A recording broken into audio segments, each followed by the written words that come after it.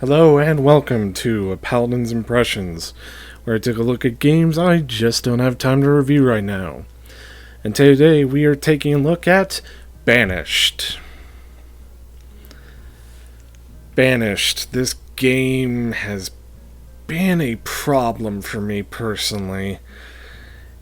The review for this game has been started and rewritten and scrapped and started and rewritten and then scrapped multiple times over, to the point that I've just given up on writing it at all.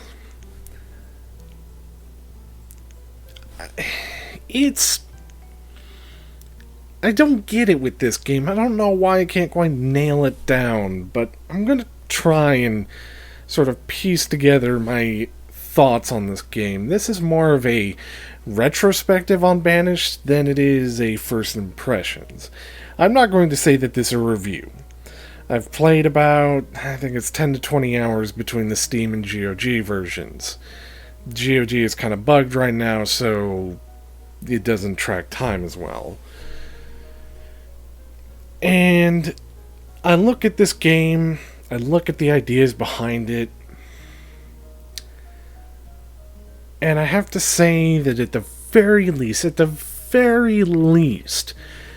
Banished creates an idea, creates a concept that I think is the good groundwork of a really good game, but just doesn't have that extra bit of oomph to really make this game good.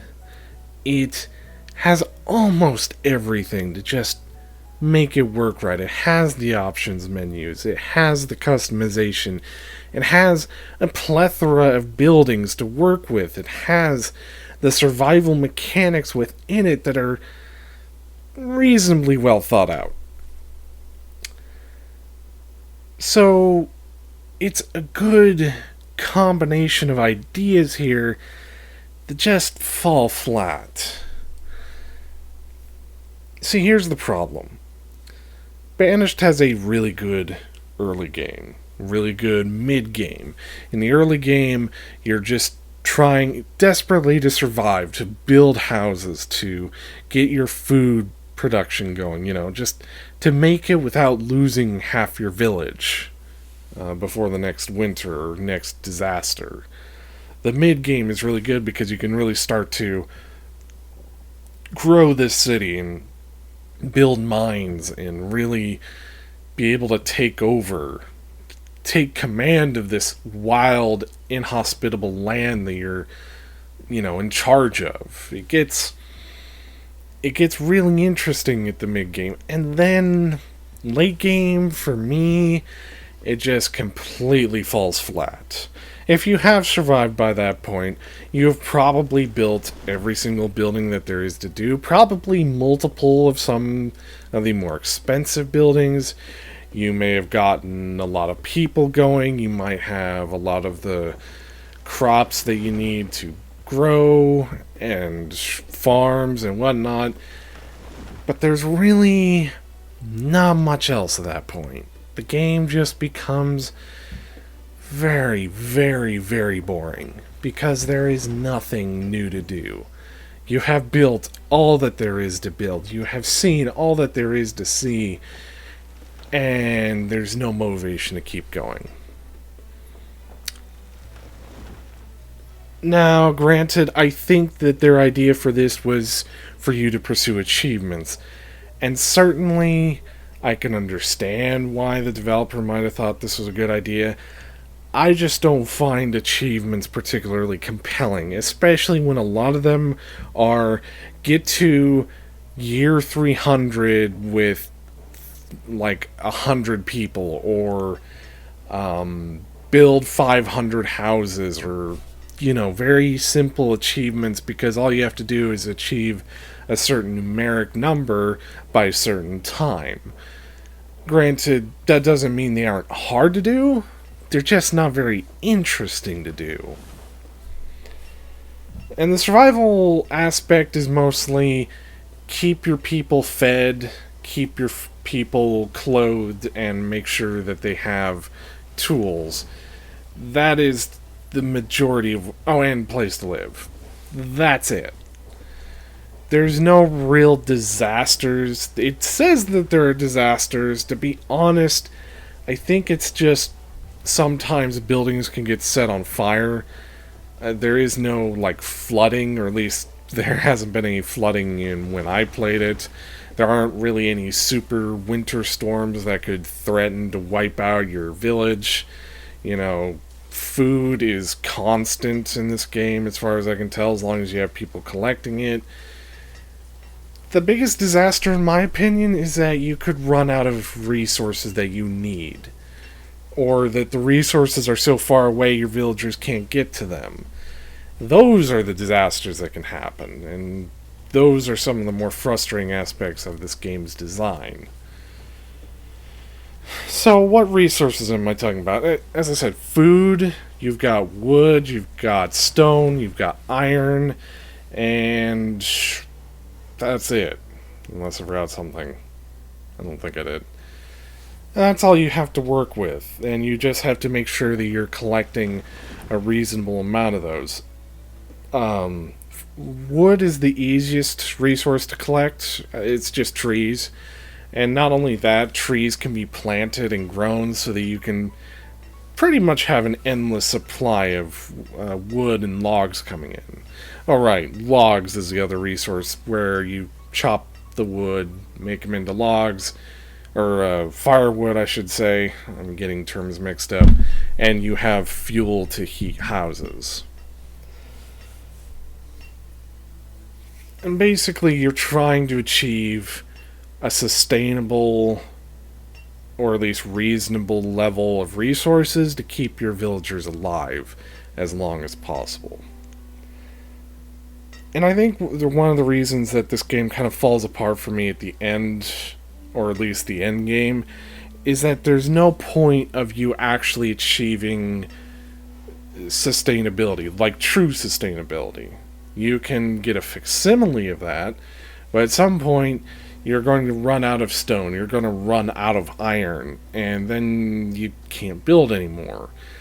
At some point, things just become so far away that villagers are having a hard time getting to them, and there's nothing you can do to improve that. There's no point of this turning into an actual civilization, you're just always surviving. So, if the game is focused purely on survival, what aspects of that is actually compelling? I don't know, because while there are villagers in this game, and they do have a sort of life progression that you can sort of follow, and they do follow their jobs, and they do go back to their houses. Like, there's all sorts of tracking data to show you where people are going. They don't really have a personality. And even if you sort of get attached to them, they live for such a short time in-game that they die and you just kind of quit caring about them. They just become another villager. And really the only distinguishing factor is name and age and gender. And that's it. So it's hard to care about the villagers. Survival, as I said, is fairly basic. It's just survive as long as you can against the elements and against running out of supplies. There isn't anything else besides that, and it's kind of curious to me that there wasn't like potential animal attacks or more natural disasters that could happen, or just anything to kind of change up the flow of gameplay or to give you a certain reason to build things in a certain way. Banished fails to do any of these things, and what you're left with is very much a light version of SimCity, but where everything can die a lot quicker, and not because you decide to turn on the fire disaster or the alien invasion disaster and watch everything burn. And it's kind of frustrating in that regard because I really want to like this game. I mean, SimCity, survival, combination, seems like this should be really fun. Like, really interesting to keep coming back and playing, but once you play it once or twice, just becomes kind of old. There's as I said, you can build all the buildings once you get about, I want to say 30 minutes to an hour into your first game. It depends on how fast you run everything. So you can see all the buildings, and after that point, you just make copies of them as necessary. And there's no, like, building up to a point of, like, I don't know, wonders or maybe even a castle or something. Just something to give us an overall goal in the end game. You're just surviving, more so. And unless you're on hard, that surviving is actually kind of easy. Because when I played a medium difficulty or normal difficulty, I was growing and just growing and growing and growing. The biggest problem I was running into, running out of stone and running out of iron. Because those don't self-replicate themselves, and you have to use mines in order to, well, mine them.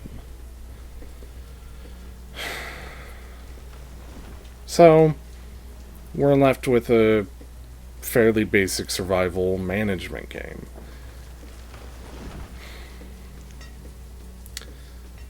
Is it worth asking for or buying for it? I don't know. To be honest, no. Maybe. Yes? Question mark? Not really. Wow. Let's just throw you a very vague answer to that question. I was kind of hoping Banished would take its initial concept and just blow up with it. I followed the developer for at least a year or two, just on his blog, to see what he would do.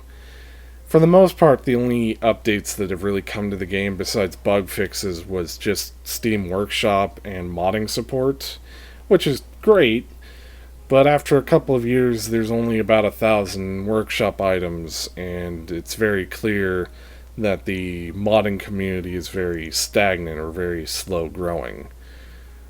There hasn't been any actual additional content added to this game, so there's nothing really new for anyone to get invested into it. The developer seems to be trying his best by developing multi-platform support, but we are several years into this game's lifespan, and I mean, yeah, it'll be great when it gets Linux and Mac support, if it doesn't already have Mac support. But at that point, what have we got? We've got a game that can run on Linux, but it's still the same flawed game that I just don't particularly enjoy. I get that the developer doesn't owe anyone anything, but I feel like this type of game requires post-release support, at least more than what Banished is getting. So, currently, Banished gets a... I don't want to say negative, but I'm not going to say it's a positive recommendation either. It's just a game that is a very interesting, almost tech demo, but not tech demo. I mean, this is the basis of a very good game.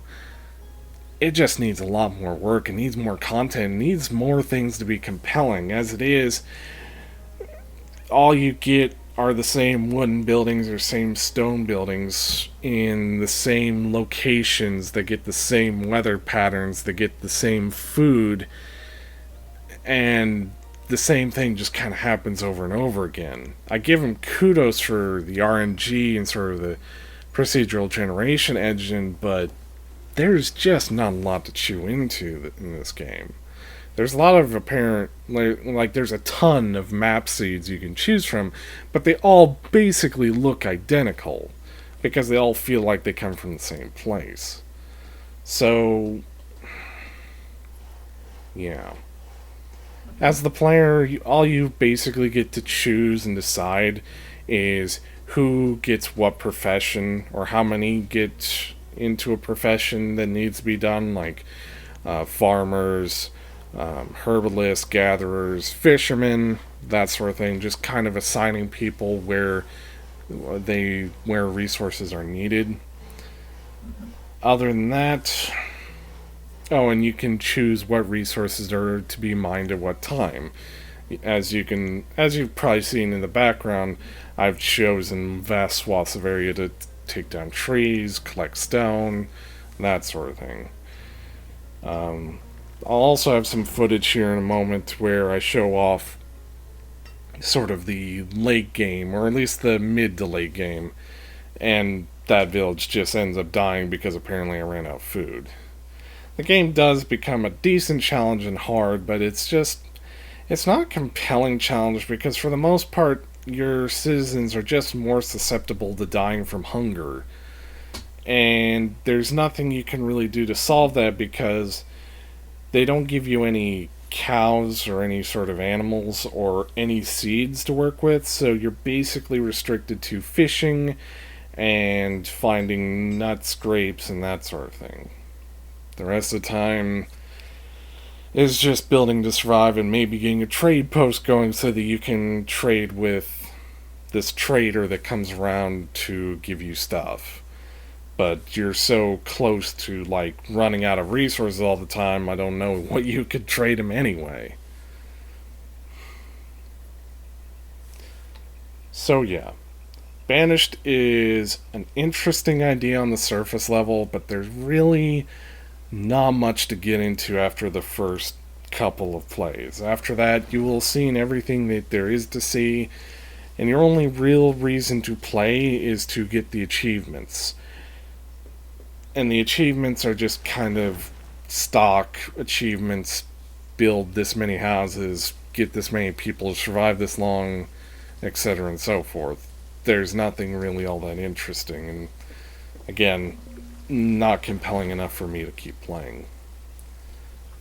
But if it's compelling for you, maybe consider it, but maybe not.